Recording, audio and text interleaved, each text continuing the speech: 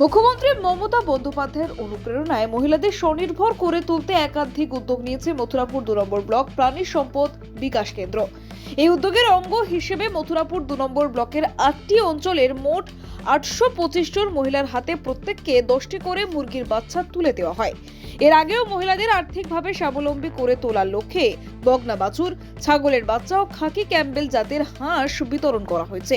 স্থানীয় বাসিন্দাদের মতেই রাজ্য সরকার বরাবরই মহিলাদের স্বনির্ভরতার উপর বিশেষ গুরুত্ব দিয়ে আসছে। মুখ্যমন্ত্রী মমতা বন্দ্যোপাধ্যায়ের বিভিন্ন প্রকল্পের মাধ্যমে রাজ্যের বহু মহিলা আজ আর্থিকভাবে স্বাবলম্বী হয়ে উঠেছেন। এদিনের কর্মসূচিতে উপস্থিত ছিলেন রায়দিঘি বিধানসভার বিধায়ক ডাক্তার অলোক জলদাতা, মথুরাপুর 2 নম্বর ব্লক তৃণমূল কংগ্রেসের ব্লক সভাপতি প্রশান্ত সরকার এবং মথুরাপুর 2 নম্বর ব্লক প্রাণী সম্পদ বিকাশ কেন্দ্রের আধিকারিক সঞ্জয় বোস ও কর্মাধ্যক্ষ পারমিতা মজুমদার। মথুরাপুর 2 নম্বর ব্লকের বিএলডিও সঞ্জয় বোস তিনি জানান, এর আগে 7টি অঞ্চলে প্রায় 700 জন উপভোক্তাকে মুরগির বাচ্চা দেওয়া হয়েছে। সম্প্রতি সেলফ হেল্প গ্রুপের মহিলাদের মধ্যে ছাগলের বাচ্চা বিতরণ করা হয়েছে।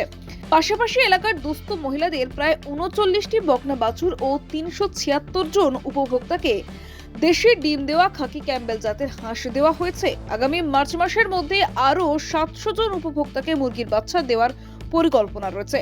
তিনি আরো জানান, যেসব মহিলাকে মুরগির বাচ্চা দেওয়া হয়েছে সেগুলির সুস্থতার জন্য প্রাণবন্ধু প্রাণী সম্পদ বিভাগের কর্মীরা বাড়ি গিয়ে মনিটরিং করবেন এবং প্রয়োজনীয় ভ্যাকসিন ও চিকিৎসা ব্যবস্থা করবেন। মথুরাপুর থেকে রাকেশ শেখের রিপোর্ট, ডিএন নিউজ বাংলা।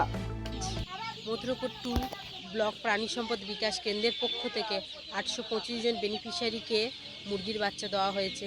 আমাদের মুখ্যমন্ত্রী মমতা বন্দ্যোপাধ্যায় ওনার একান্ত প্রচেষ্টায় এই প্রকল্প, যাতে মহিলারা স্বনির্ভর হতে পারে, তার জন্য আমাদের মুখ্যমন্ত্রী মমতা বন্দ্যোপাধ্যায় এই প্রকল্প এনেছে। শুধু মুরগির বাচ্চা না, মুরগির বাচ্চার সঙ্গে সঙ্গে বকনে বাছুরও দেওয়া হয়।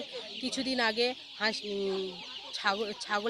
ছাগল, যাতে মহিলারা নিজেরা স্বনির্ভর হতে পারে, যাতে মহিলারা আর্থিক দিক থেকে স্বনির্ভর হতে পারে, তার জন্য আমাদের মুখ্যমন্ত্রী মমতা বন্দ্যোপাধ্যায় মহিলাদের পাশে সারাক্ষণ দাঁড়িয়ে আছে। আপনার তো সঞ্জয় বোস, বিএলডিও মথুরাপুর 2 নম্বর ব্লক।